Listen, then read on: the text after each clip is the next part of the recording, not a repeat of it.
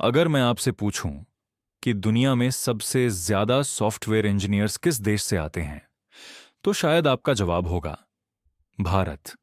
अगर मैं पूछूं कि दुनिया का सबसे बड़ा डिजिटल पेमेंट सिस्टम किस देश के पास है, तो जवाब होगा भारत।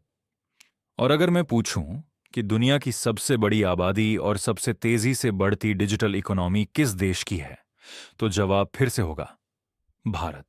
लेकिन फिर सवाल उठता है, इतनी ताकत होने के बावजूद भारत एआई रेस में नंबर एक क्यों नहीं है?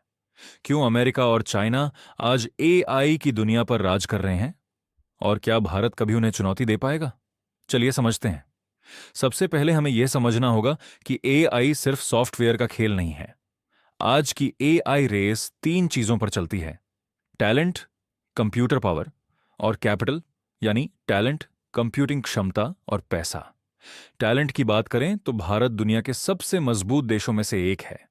Google, Microsoft, open AI, Nvidia और दुनिया की कई बड़ी टेक कंपनीज में भारतीय इंजीनियर महत्वपूर्ण भूमिकाओं में काम कर रहे हैं। माइक्रोसॉफ्ट के सीईओ सत्या नदेला भारतीय मूल के हैं।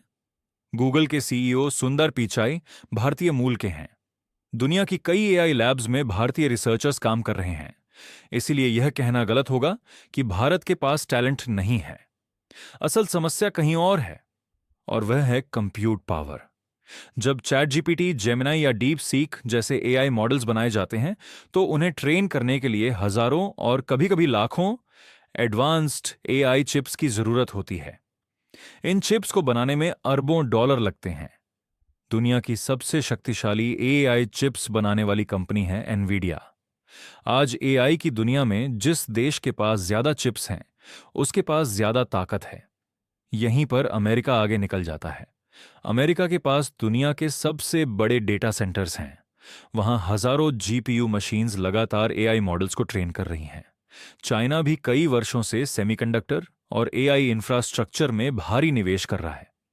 लेकिन भारत अभी इस क्षेत्र में शुरुआती चरण में है।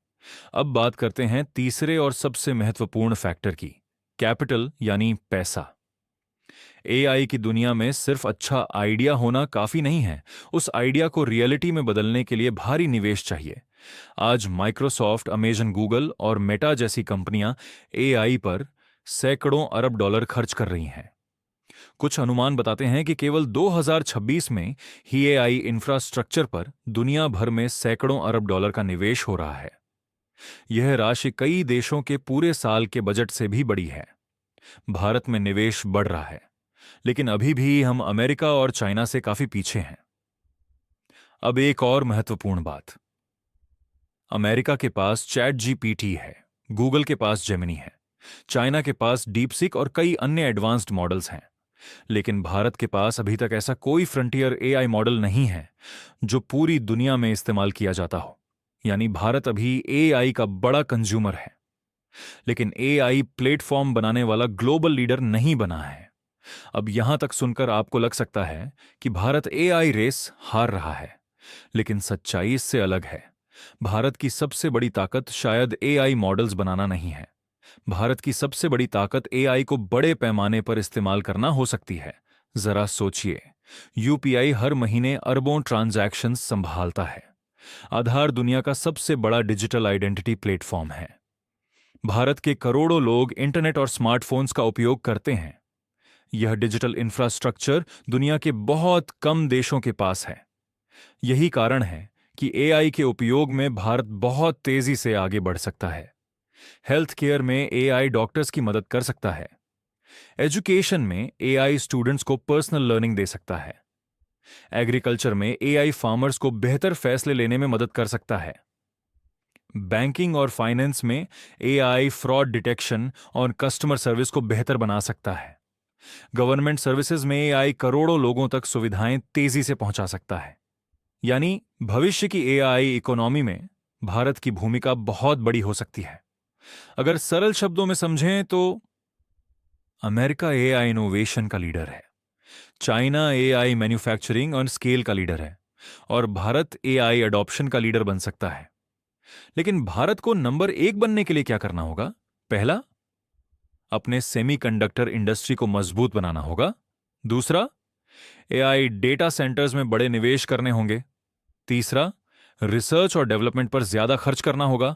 और चौथा, अपने खुद के वर्ल्ड क्लास एआई मॉडल्स बनाने होंगे।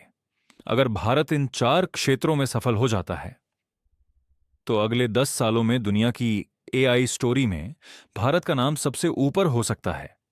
तो आज भारत एआई रेस में नंबर 1 नहीं है, लेकिन रेस अभी खत्म नहीं हुई है। और हो सकता है कि आने वाले वर्षों में सबसे बड़ा एआई मार्केट और सबसे बड़ा एआई अपॉर्चुनिटी भारत ही बन जाए। अब सवाल आपसे है, क्या आपको लगता है कि भारत एआई रेस में अमेरिका और चाइना को चुनौती दे पाएगा? अपनी राय कमेंट में जरूर बताइए। और ऐसी ही फाइनेंस और टेक्नोलॉजी की दिलचस्प जानकारी के लिए फाइनेंस वार्ता को सब्सक्राइब करना न भूलें।